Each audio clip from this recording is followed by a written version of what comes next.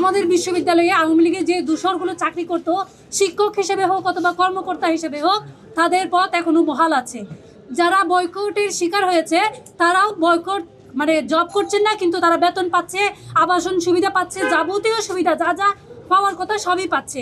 তার মানে এটা তাদের জন্য আরও সুবিধার মতো মনে হচ্ছে যে তারা কাজ করছে না, কিন্তু সব কিছু সুবিধা পাচ্ছে। আমরা বিশ্ববিদ্যালয় প্রশাসনের কাছে অনেকবার দাবি জানিয়েছি, কিন্তু তারা আমাদের কোনো যেটা পদক্ষেপ নেওয়ার কথা কোনোটাই নেয়নি। আমরা এখন বলবো যে যারা এরকম আছে, আমরা জানি যে রেজিস্ট্রার অফিসেও আছে, ট্রেজারার অফিসে রুহুল আমিন আছে, আরও অনেকেই আছে, তাদেরকে আইনের হাতে তুলে দেন। অথবা আমরা যদি কালকের মতো যদি হয়, এটা ওয়ান কাইন্ড অফ মবের মতো হয়, আমরা মব করতে চাই না।